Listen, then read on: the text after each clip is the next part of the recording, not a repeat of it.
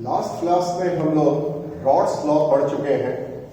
Rods law for solution containing 2 और मोर mixable volatile liquids, ऐसा last class में आपको बताया गया था। उम्मीद करते हैं आप सभी ने उसे तैयार भी कर लिया होगा। हालांकि लास्ट क्लास में आपसे हमने कहा था कि जिनको जो भी दिक्कत हो फोन करके जरूर बताएं।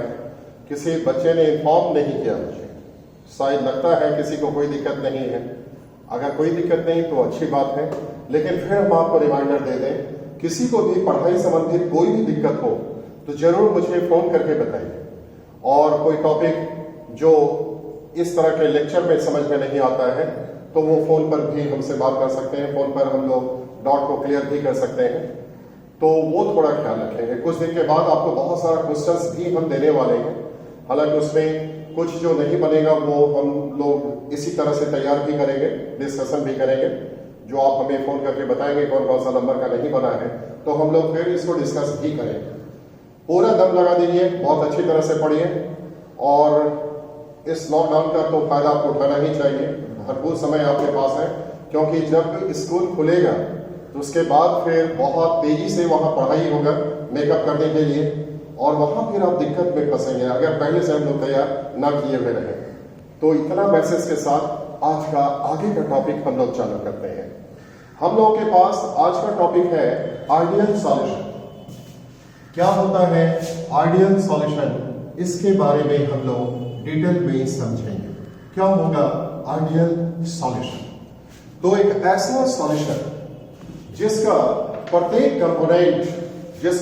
कंपोनेंट रॉड्स लॉ को सेटिस्फाई करता है, साथ ही साथ जिसके फॉर्मेशन के समय एंथैल्पी चेंज जीरो होता है, वॉल्यूम चेंज भी जीरो होता है। बस ऐसे सॉल्यूशन को आइडियल सॉल्यूशन कहा जाता है।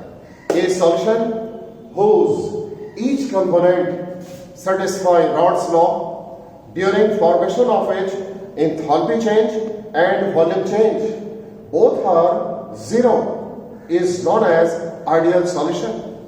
आप कहेंगे क्या मतलब, इसका मतलब क्या है? तो चलिए इसका मतलब हम आपको बताते हैं।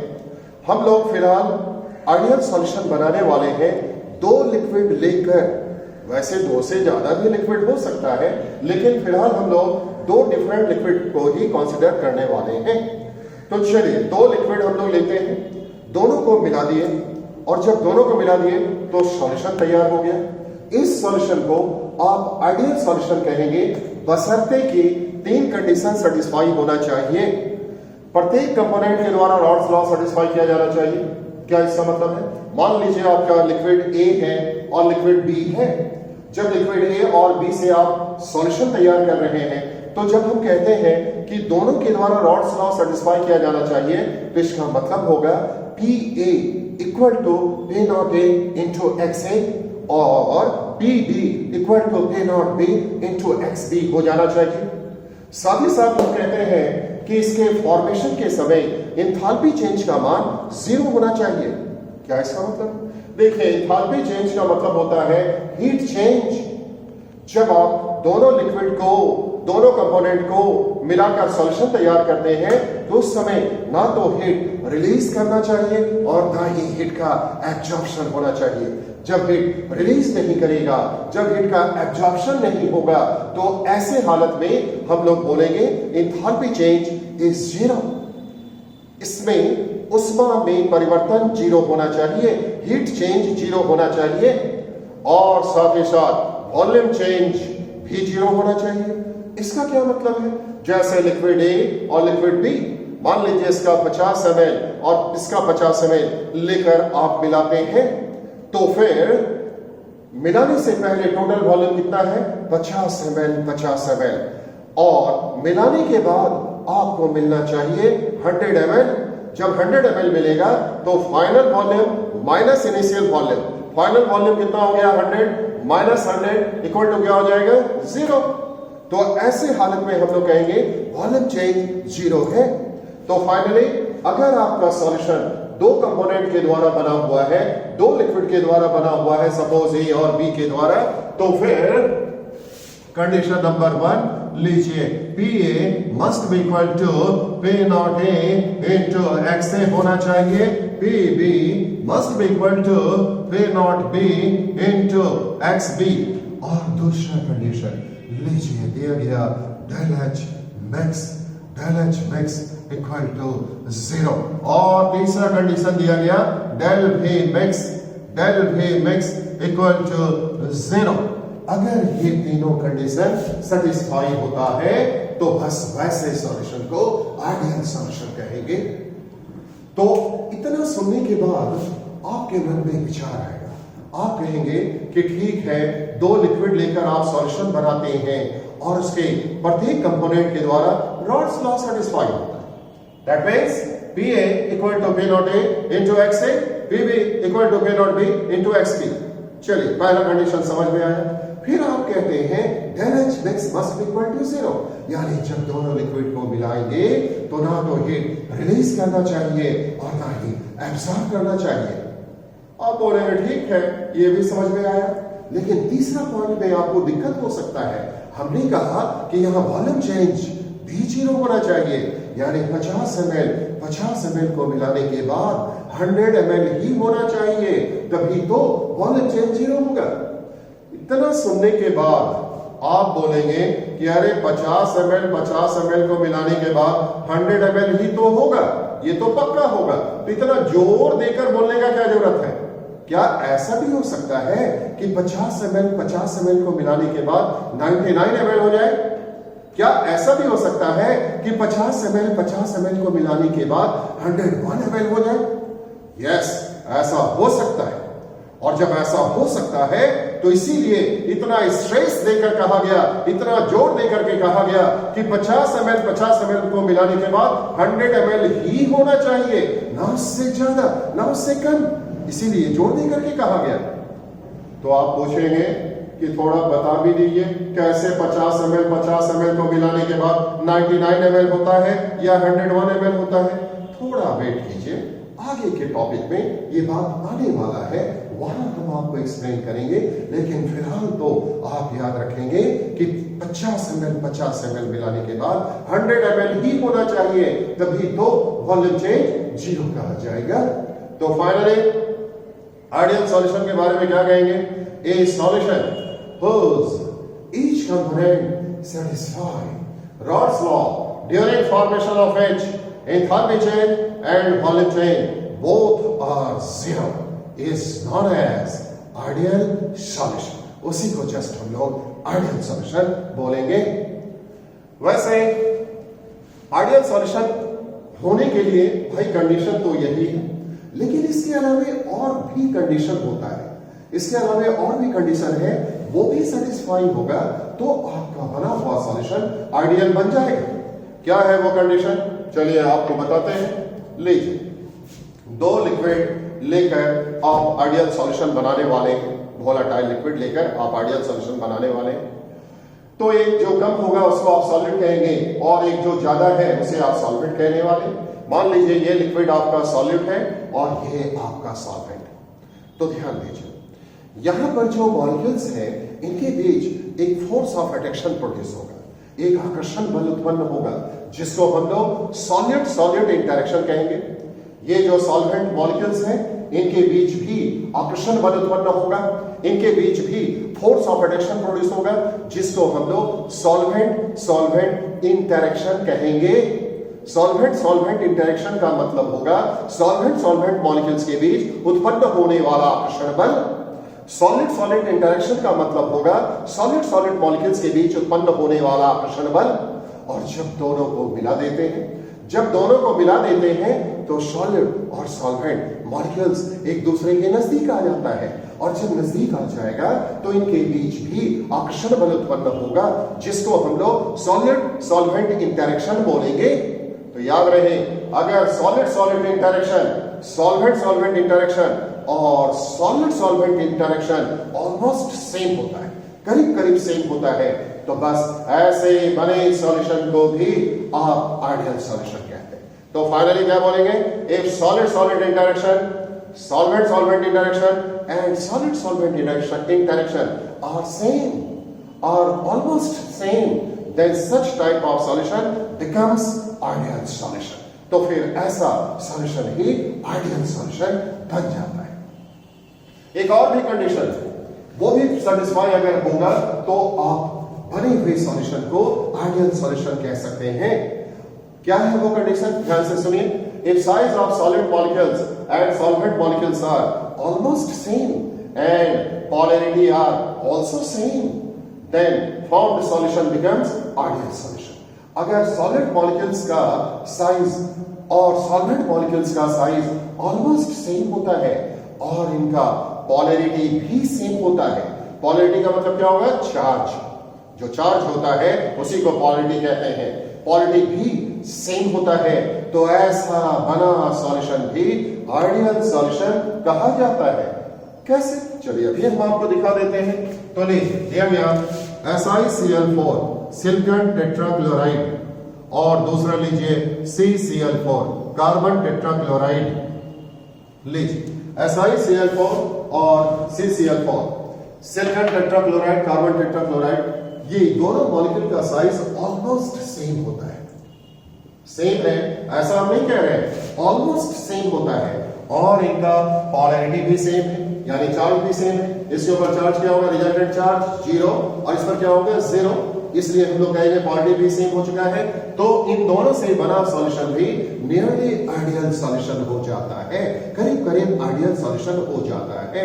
तो फाइनली हम लोग क्या बोलेंगे, एक ऐसा सॉल्यूशन जिसमें size of solid particles and solvent particles almost same होता है और उनका पोलैरिटी भी सेम होता है, वैसा सॉल्यूशन भी आइडियल सॉल्यूशन कहलाता है। नियरली लगभग आइडियल सॉल्यूशन हो जाता है। तो ये था ऑल अबाउट आइडियल सॉल्यूशन। उसके बाद आप कहेंगे थोड़ा उदाहरण भी पेश कीजिए, आइडियल सॉल्यूशन का उदाहरण भी पेश कीजिए। अब देखिए आइडियल सॉल्यूशन का उदाहरण, सच्चाई तो ये है, फैक्ट तो ये है कि आइडियल सॉल्यूशन दुनिया में पाया नहीं है। आइडियल सॉल्यूशन दुनिया में पाया नहीं है। जिस तरह दुनिया में आइडियल मैन नहीं पाया जाता। हम आपसे पूछेंगे आइडियल मैन का उदाहरण दीजिए।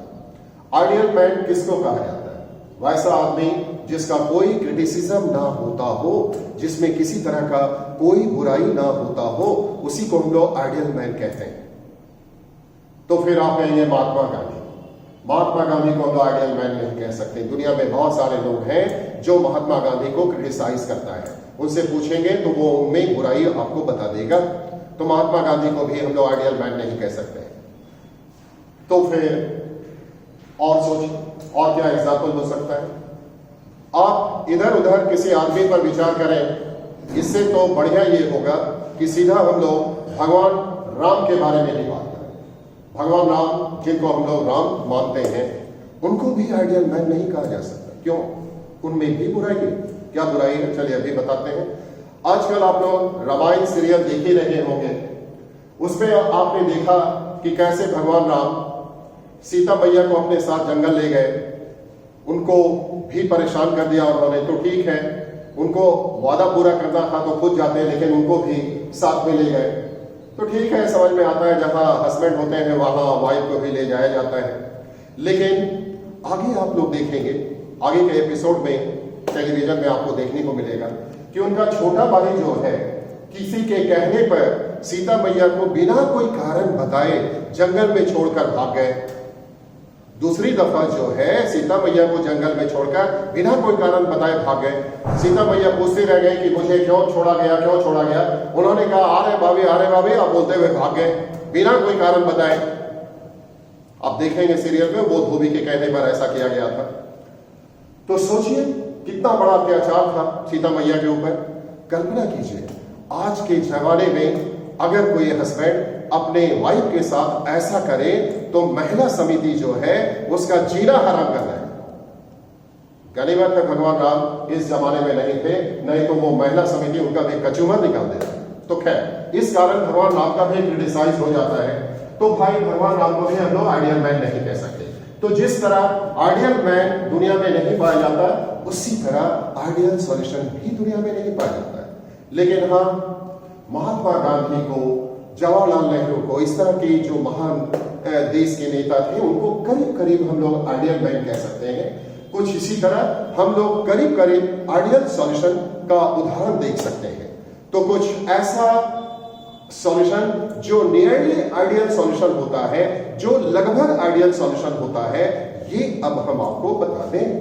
तो पहला एग्जांपल है CCl4 and SiCl4, a solution which is made by CCl4 and SiCl4 behaves as nearly ideal solution. दूसरा एग्जांपल देखिए, second number example, ethyl bromide C2H5Br, ethyl bromide and ethyl iodide, इन दोनों से जो सॉल्यूशन बनता है ये भी करीब करीब आइडियल सॉल्यूशन होता है। इसी तरह बेंजीन और टॉल्यूइन, तीसरा एग्जांपल, बेंजीन और टॉल्यूइन को जब हम लोग मिलाते हैं तो उनसे भी बना सॉल्यूशन जो है वो करीब करीब आइडियल सॉल्यूशन हो जाता है। तो ये था एग्जांपल। नेक्स्ट पॉइंट, अब हम लोग सीखेंगे नॉन आइडियल सॉल्यूशन के बारे में। नाम से ही पता चल रहा है आइडियल सॉल्यूशन का उल्टा हो जाना चाहिए। यस, होता भी है, उल्टा होता भी है। तो क्या है नॉन आइडियल सॉल्यूशन? एक ऐसा सॉल्यूशन जिसके प्रत्येक कंपोनेंट के द्वारा रॉल्स लॉ को सेटिस्फाई नहीं किया जाता है, साथ ही साथ जिसके फॉर्मेशन के समय एंथैल्पी चेंज का मान 0 नहीं होता और साथ ही साथ वॉल्यूम चेंज का मान भी 0 नहीं होता। बस ऐसे सॉल्यूशन को नॉन आइडियल सॉल्यूशन कहा जाता है।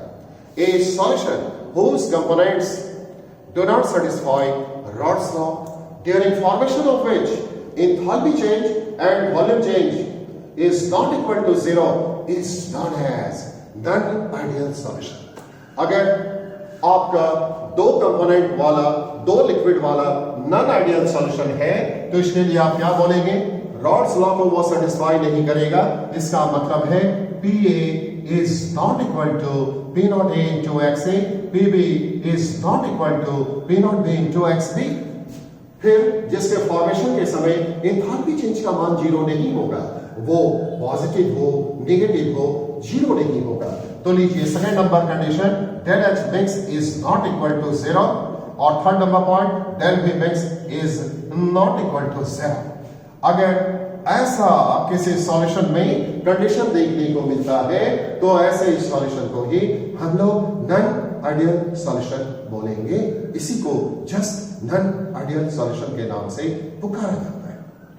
अब हम लोग नॉन आइडियल सॉल्यूशन के टाइप के बारे में सीखेंगे। Type of non ideal solution. Non ideal solution कितने प्रकार का होता है, अब इसके बारे में हम लोग जानेंगे। लीजिए लिखा गया टॉपिक का नाम type of non ideal solution. लीजिए type of non ideal solution. तो इसका दो टाइप होता है। पहला टाइप हम आपको बता दें, solution showing positive deviation from Rawls law. Solution showing SHOWING, solution showing positive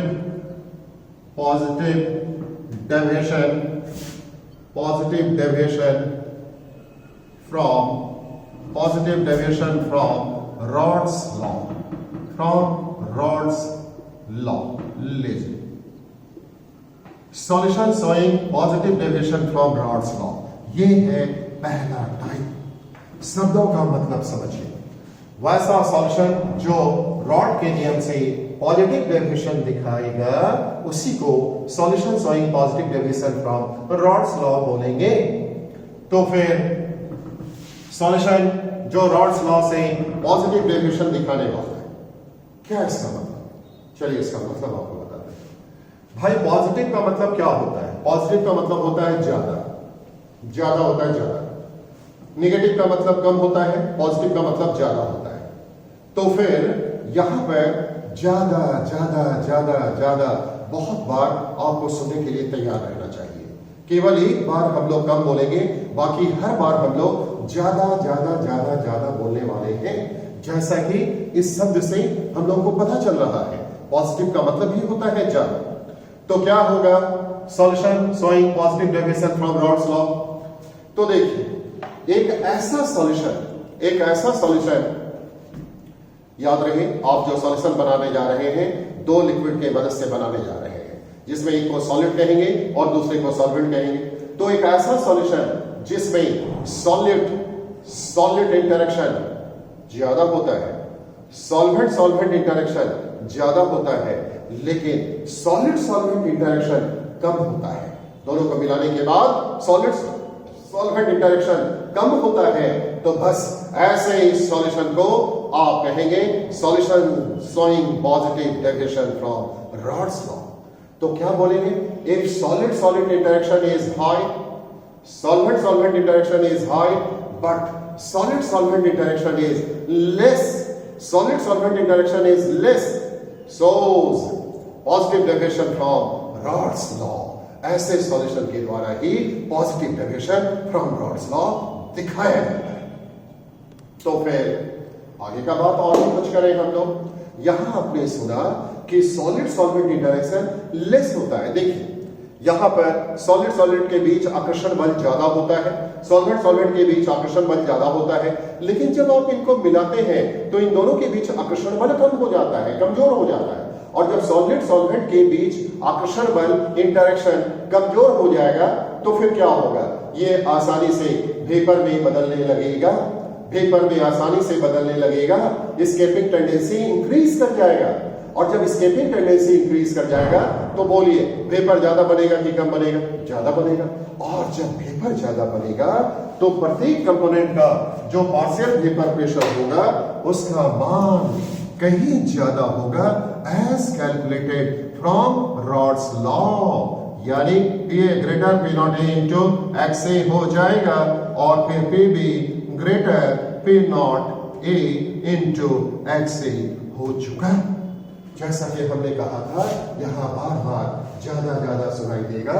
लीजिए P ज्यादा है P not A into X A, Pb ज्यादा है P not B into X B से। लीजिए ज्यादा बार हम लोगों को सुनने को मिल रहा है। उसके बाद आगे और भी जानिए।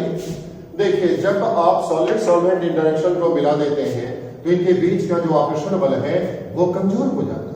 और जब आकर्षण बल कमजोर हो जाएगा, इंटरेक्शन कमजोर हो जाएगा, तो मॉलिक्यूल दूर भागेगा कि नजदीक आएगा? दूर भागेगा। यानी spreading of molecules take place. Molecule का फैलाव छितराव देखने को मिलता है, वो फैल जाएगा, छितरा जाएगा, ज्यादा दूर चला जाएगा। और आपको मालूम space occupied by substance is known as volume. तो भाई यहां सॉलिड इंटरेक्शन ज्यादा था, यानी मॉलिक्यूल सॉलिड इंटरेक्शन ज्यादा, मॉलिक्यूल नजदीक था, कम जगह छेकेगा। Suppose 50 ml volume. Solvent interaction ज्यादा है, नजदीक रहेगा, कम जगह छेकेगा, यानी 50 ml। लेकिन जब आप दोनों को मिला देते हैं तो फिर क्या होता है भाई? दोनों के बीच आकर्षण बल कम हो जाता है, spreading of molecules take place. Molecules का फैलाव छितराव देखने को मिलेगा, यानी ज्यादा जगह छेकेगा। इसका मतलब है यहां वॉल्यूम क्या होने वाला है? 101 ml। सोचिए मिलाने से पहले 50 ml 100 ml था, लेकिन मिलाने के बाद 101 ml हो चुका है, क्योंकि मॉलिक्यूल्स का स्प्रेडिंग ज्यादा हो चुका है। तो वॉल्यूम चेंज क्या होता है? Final volume minus initial volume. लीजिए volume change, final volume minus initial volume हो चुका। लीजिए +1 यानी ग्रेटर देन 0। ऐसे हालत में वॉल्यूम चेंज ग्रेटर देन 0 हो चुका है। अब इसमें आगे और भी जानिए इसका एग्जांपल। जब हम लोग इथेनॉल का मतलब होता है इथाइल अल्कोहल। इथाइल अल्कोहल में जब हम लोग नॉर्मल हेक्सेन को मिला देते हैं, इथाइल अल्कोहल में जब नॉर्मल हेक्सेन को हम लोग मिला देते हैं तो फिर बना हुआ सॉल्यूशन भी दिखाता है positive deviation from Raoult's law. When normal hexane is mixed with ethanol, then form the solution shows positive deviation from Rod's law। तो ये था इसका एग्जाम्पल।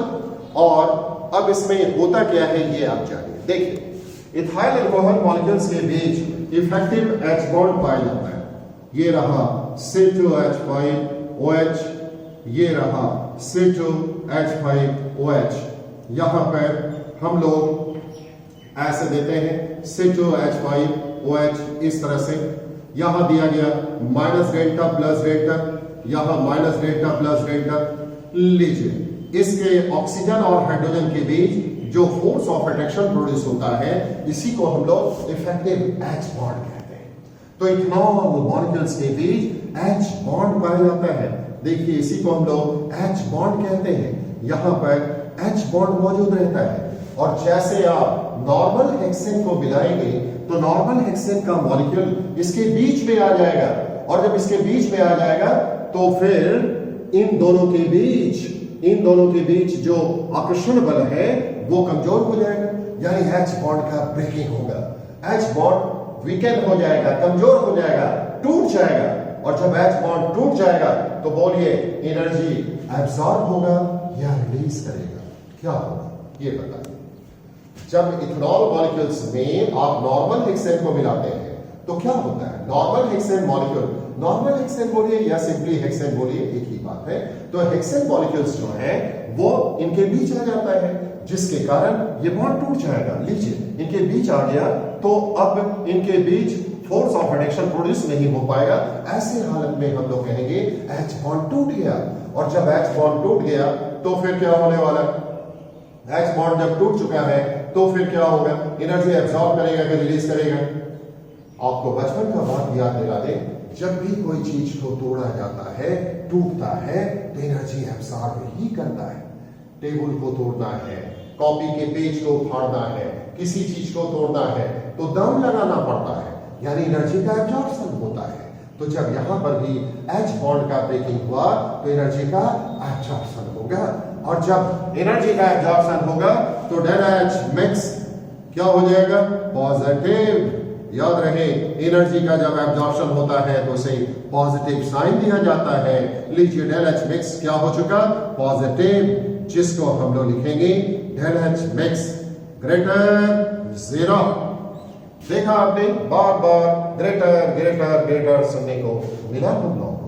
तो फाइनली एक बार फिर से हम आपको सुना दें, एक ऐसा सॉल्यूशन जिसमें सॉलिड सॉलिड इंटरेक्शन होता है ज्यादा, सॉल्वेंट सॉल्वेंट इंटरेक्शन होता है ज्यादा, लेकिन सॉलिड सॉल्वेंट इंटरेक्शन होता है कम, तो बस ऐसा solution positive deviation from Raoult's law दिखाता है।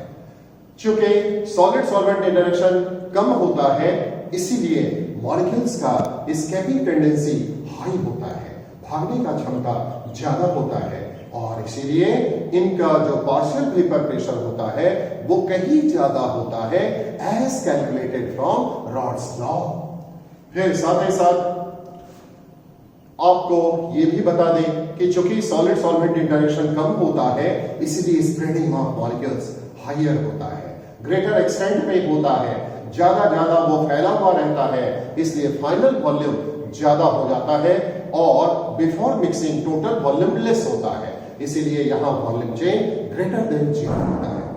जब इथेनॉल में नॉर्मल हेक्सेन को मिला दिया जाता है तो बना हुआ solution positive deviation from Raoult's law दिखाता है। याद रहे इथेनॉल मॉलिक्यूल्स के बीच, इथाइल अल्कोहल मॉलिक्यूल्स के बीच इफेक्टिव H बॉन्ड पाया जाता है, और इनके बीच जब नॉर्मल हेक्सेन मॉलिक्यूल आता है तो ब्रेकिंग ऑफ बॉन्ड होता है, जिसके कारण एनर्जी का एब्जॉर्प्शन होता है। That means del H equal to positive, heat change, enthalpy change equal to positive, that is del H mix greater than 0। ये था ऑल अबाउट पॉजिटिव डेविएशन। और अब negative deviation, solution showing negative deviation from Raoult's law. इसमें ज्यादा दिमाग लगाने का जगह नहीं है, पॉजिटिव वाला अच्छी तरह से दिमाग में सेट कर लीजिए, नेगेटिव जो है वो उल्टा कर देता है, सारा जगह उल्टा हो जाएगा। जैसे पॉजिटिव में आपने कहा सॉलिड सॉलिड इंटरेक्शन ज्यादा, सॉल्वेंट सॉल्वेंट इंटरेक्शन ज्यादा, यहां क्या बोलेंगे? कम कम, यहां भी कम कम बोलेंगे। फिर solvent solvent solid solvent interaction आपने कहा था कम, यहां क्या बोलेंगे? ज्यादा, उल्टा कर देना है। तो फाइनली एक ऐसा सॉल्यूशन जिसमें सॉलिड सॉलिड इंटरेक्शन होता है कम, सॉल्वेंट सॉल्वेंट इंटरेक्शन होता है कम, लेकिन सॉलिड सॉल्वेंट इंटरेक्शन होता है ज्यादा। ऐसे सॉल्यूशन के द्वारा negative direction from Raoult's law दिखाया जाता है। जैसा कि आपने सुना, सॉलिड सॉल्वेंट इंटरेक्शन ज्यादा है तो मॉलिक्यूल का भागने का रेट जो है वो ज्यादा होगा कि कम होगा? भाई कम होगा। आकर्षण बल बढ़ चुका है तो आसानी से भागेगा नहीं, मुश्किल से भागेगा, थोड़ा ही भाग पाएगा। और जब भागने का टेंडेंसी कम हो जाएगा तो partial vapour pressure of each component is found less as calculated from Raoult's law. प्रत्येक कंपोनेंट का पार्शियल वेपर प्रेशर जो है वो लेस हो जाएगा as calculated from Raoult's law. फिर आगे का बात आपने सुना कि सॉलिड सॉल्वेंट इंटरेक्शन यहां ज्यादा होता है। भाई सॉलिड सॉलिड इंटरेक्शन कम था, मॉलिक्यूल दूर दूर में फैला हुआ था, यानी वॉल्यूम ज्यादा। तो सपोज कि ये 50 वॉल्यूम है, सॉल्वेंट सॉल्वेंट इंटरेक्शन कम था, मॉलिक्यूल दूर दूर था, फैला हुआ था। सपोज कि ये 50 वॉल्यूम है, लेकिन जब दोनों को मिलाते हैं तो फोर्स ऑफ रिडक्शन इनके बीच ज्यादा हो जाता है, मॉलिक्यूल नजदीक नजदीक आ जाएगा, और जब नजदीक नजदीक आ जाएगा तो वॉल्यूम कम हो जाएगा, यानी फाइनल वॉल्यूम कम और इनिशियल वॉल्यूम ज्यादा। तो फिर वॉल्यूम चेंज क्या होता है? फाइनल माइनस इनिशियल, तो डेल भी मिक्स क्या हो जाएगा? नेगेटिव, यानी लेस देन जीरो। वहां का उल्टा।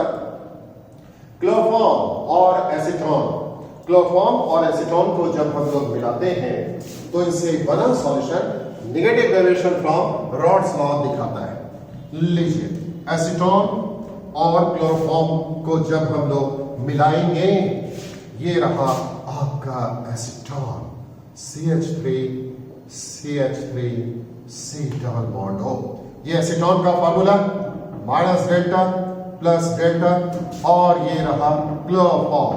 लीजिए, इसे हम लोग क्लोरोफॉर्म कहते हैं। ये क्लोरोफॉर्म है, इनके बीच एक फोर्स ऑफ अट्रैक्शन प्रोड्यूस होता है, और जब इसके बीच फोर्स ऑफ अट्रैक्शन प्रोड्यूस होता है जिसको हम लोग बॉन्ड कहते हैं, बॉन्ड। तो एक बॉन्ड बन चुका, आपने सुना था पॉजिटिव डेविएशन में कि जब बॉन्ड टूटता है तो एनर्जी का एब्जॉर्प्शन होता है। तो इसका उल्टा, जब यह बॉन्ड फॉर्मेशन हुआ तो क्या होगा? एनर्जी रिलीज करेगा, और जब एनर्जी रिलीज करेगा तो del H mix equal to हो जाएगा नेगेटिव। इसी को हम लोग ऐसे भी लिख सकते हैं, del H mix less than zero. लीजिए, ऐसा हो चुका, तो जस्ट उल्टा है और क्या। अब पॉजिटिव डेविएशन और नेगेटिव डेविएशन बनाने वाले को ग्राफिकली कैसे रिप्रेजेंट करेंगे, अब इसके बारे में हम लोग जानेंगे। ग्राफिकली इसको कैसे दिखाया जा सकता है? जो सॉल्यूशन पॉजिटिव डेविएशन दिखाएगा फ्रॉम रॉड्स लॉ, उसको ग्राफिकली कैसे दिखाएंगे, ये अब आपको समझना होगा। तो लीजिए, ग्राफिकली दिखाते हैं, समझिए इसको कैसे इसको ग्राफिकली दिखाया जाएगा। पहले तो जब कोई सॉल्यूशन रॉड्स लॉ को सेटिस्फाई करेगा तो वहां ग्राफ कैसा बनेगा, याद होगा लास्ट क्लास में हम आपको बता चुके हैं। लीजिए, पहले उसी को हम लोग बनाते हैं। ये रहा आपका वेपर प्रेशर, इस एक्सिस पर वेपर प्रेशर लेते हैं, ये ऑरिजिन है। यहां पर आप मोल फ्रैक्शन लेने वाले हैं। लीजिए, मोल फ्रैक्शन लिख दिया गया, यहां हम लोग मोल फ्रैक्शन लिखेंगे। यहां दिया गया x equal to 0, x b equal to 1, यहां पर x इक्वल टू 1 होगा और x b इक्वल टू 0 हो चुका। याद होगा आपको PA प्रोपोर्शनल x से होता है अकॉर्डिंग टू रॉड्स लॉ। तो ये रहा रॉड्स लॉ के मुताबिक ग्राफ, ये रहा रॉड्स लॉ के अनुसार ग्राफ। अगर आपका सॉल्यूशन रॉड्स लॉ को सेटिस्फाई करता तो ऐसा ग्राफ आपको मिलता। लीजिए, इस तरह का ग्राफ आपके पास आ जाता, लेकिन यहां तो पॉजिटिव डेविएशन दिखाता है, तो बस ये रहा। यहां पर PA के लिए कुछ इस तरह का होगा। लीजिए, ये तो रॉड्स लॉ के लिए था, अब हम इसको मिटा देते हैं और अब पॉजिटिव डेविएशन के लिए देखिए क्या होगा। ये वाला जो PA का मान है वो ज्यादा निकल रहा है इससे, इसलिए ऐसे हम लोग दिखा देंगे। ऐसे ऊपर उठा हुआ कर्व रहेगा, ये स्ट्रेट लाइन नहीं रहेगा, कर्व रहेगा। ये और ये तो स्ट्रेट लाइन रहेगा, लेकिन ये कर्व हो जाएगा। लीजिए, ये PA को रिप्रेजेंट करेगा। इसी तरह ये भी उठा हुआ रहेगा, ऐसे उठा हुआ। लीजिए ये पीबी के लिए ग्राफिकल रिप्रेजेंटेशन हो गया और टोटल प्रेशर का मान भी इस तरह से उठा देंगे। लीजिए ये रहा P total equal to PA plus PB. ये था पॉजिटिव डेविएशन दिखाने वाले सॉल्यूशन के लिए ग्राफ। इस तरह से ग्राफिकल रिप्रेजेंटेशन दिया जा सकता है, ऐसे हम लोग ग्राफ बना सकते हैं। अब तक समझ में आ गया होगा। अगर निगेटिव डेविएशन के लिए हम लोगों को दिखाना है तो निगेटिव डेविएशन में क्या हो जाएगा, वो जो कर्व हम लोग ऊपर बनाए हैं, कॉमन सेंस का बात है, कहां आ जाएगा, नीचे, सारा नीचे आ जाएगा, धंसा हुआ रहेगा। लीजिए अकॉर्डिंग टू रॉड्स लॉ ऐसे ग्राफ होता है। लेकिन निगेटिव डेविएशन के लिए लीजिए यहां लिख दिए निगेटिव और ये पॉजिटिव डेविएशन के लिए है। तो फिर निगेटिव डेविएशन के लिए ग्राफ क्या हो जाएगा, इस तरह से नीचे धंसा हुआ रहेगा। ये हो गया पीए, डाउनवर्ड डायरेक्शन में होगा, डाउनवर्ड डायरेक्शन, धंसा हुआ नीचे, ऐसे लिखेंगे पीबी। और ये रहा total pressure, P total equal to PA plus PB. ये रहा ग्राफिकल रिप्रेजेंटेशन। घर में 2-3 बार बनाने का इसका प्रैक्टिस जरूर होना चाहिए।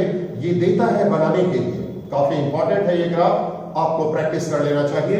पॉजिटिव में ऊपर उठा हुआ रहता है, उठा हुआ रहता है, उठा हुआ रहता है, और निगेटिव में धंसा हुआ रहता है, इस तरह से डाउनवर्ड डायरेक्शन में रहता है। बस इसमें इतना ही सर। उसके बाद पॉजिटिव डेविएशन और नेगेटिव डेविएशन में डिफरेंस क्या होता है, ये अब आप बता सकते हैं।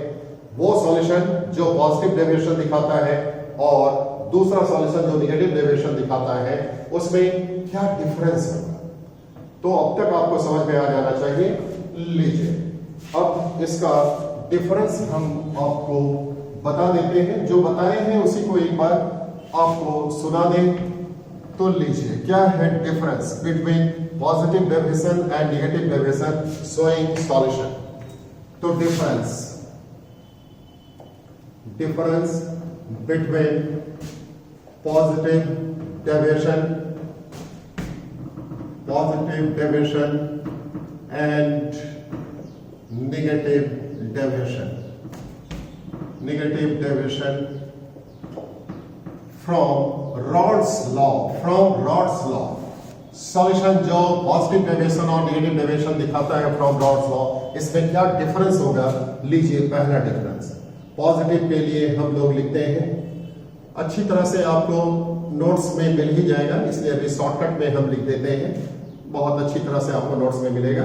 तो लीजिए पॉजिटिव के लिए होता है P A greater P not A into X A, P B greater P not B into X B. और नेगेटिव के लिए क्या हो जाएगा, बस लेस हो जाएगा।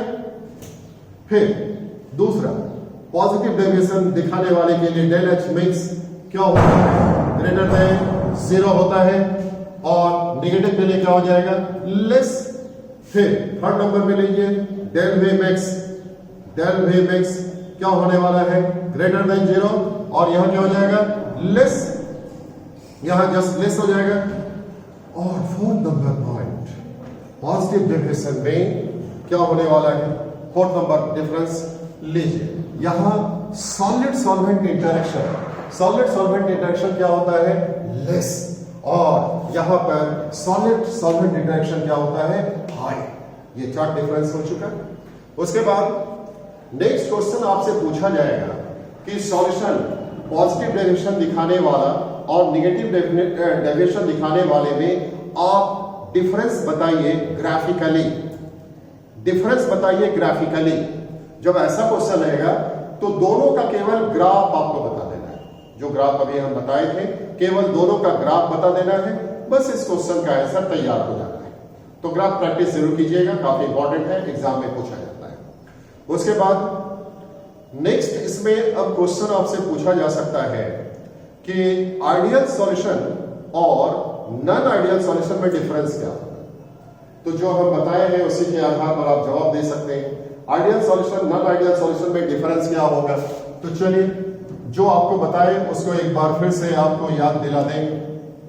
Ideal solution non ideal solution में क्या डिफरेंस होगा। यहां पर लिख दिया गया आइडियल सॉल्यूशन और यहां लिख दिया गया non ideal solution. Non ideal solution लिख दिया गया। इन दोनों में क्या डिफरेंस होगा ये हम लोगों को जानना। आइडियल और नॉन आइडियल सॉल्यूशन में क्या डिफरेंस होगा। लीजिए पहला डिफरेंस, इसका प्रत्येक कंपोनेंट रॉड्स लॉ को सेटिस्फाई करता है।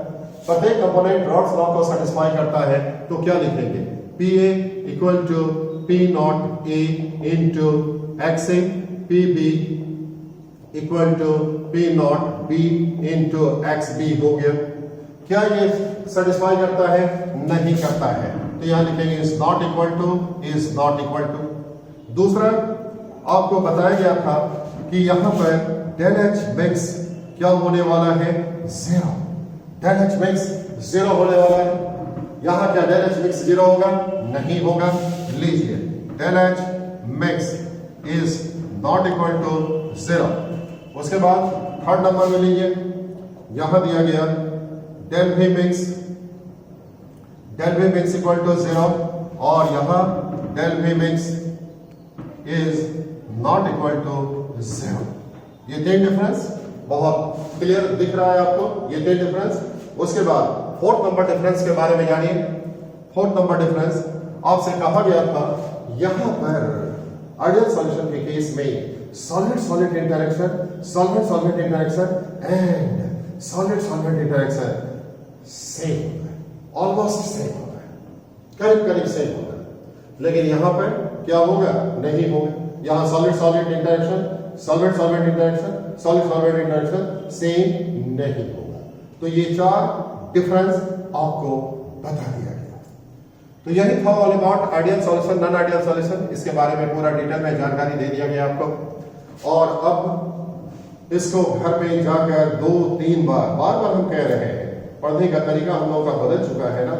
तो पहले क्लास में आप आते थे तो आपको याद होगा हम कहते थे 2-3 बार आज सोने से पहले जरूर पढ़िएगा। और अब आपसे कहा जाएगा कि सोने से पहले आज जितना भी बताया गया है 2-3 बार जरूर इसको सुनेंगे, देखेंगे और जब सारा बात दिमाग में आ जाए तो उसे लिखिएगा। जो भी बात समझ में आया आप लिखेंगे और उसके बाद जो नोट्स हम आपको देंगे उसमें अच्छी तरह से लिखा हुआ रहेगा। 1-2 बार पढ़ लेंगे तो पूरी तरह से बात दिमाग में आ जाएगा। पुराना को रिवाइज जरूर कीजिएगा। केमिस्ट्री जो है वो डिफिकल्ट नहीं होता है, केमिस्ट्री आसान होता है। इसका सबूत क्या है? हर क्लास में आप मेरे साथ बात कीजिए, हर क्लास में आप अटेंड कीजिए, आपको पता चलेगा कि उस दिन का सारा बात आपके दिमाग में आ चुका। तो फिर आप कहेंगे तो फिर डिफिकल्ट कहां है? डिफिकल्ट कैसे हो जाता है? आपको टोटल 16 चैप्टर्स तैयार करना है, 16 चैप्टर आपको तैयार करना है। और इन सारे चैप्टर को जब एक बार दिमाग में लेकर आप जाएंगे तो वो डिफिकल्ट वर्क हो जाता है, वो दिक्कत वाला काम होता है। इसलिए आपको करना क्या है? पुराना को रिवाइज करते जाना है, नया को तैयार करते जाना है। और रिवाइज जो करना है वो पढ़कर और लिखकर रिवाइज करना है, लिखना जरूरी है। और ऐसे जब रिवाइज करेंगे तो बात दिमाग में रहता है और जल्दी निकलता भी नहीं है, बहुत लंबे समय तक रहता है। ऐसा जब आप करेंगे तब एग्जाम तक आते आते टोटल 16 चैप्टर आपके दिमाग में रहेगा और उसके बाद आपका बोर्ड एग्जाम भी बहुत शानदार जाएगा और आपका कॉम्पिटिटिव टेस्ट भी बहुत सक्सेसफुली आप उसे निकाल पाएंगे, बहुत ही आसानी से आप उसको क्लियर कर पाएंगे।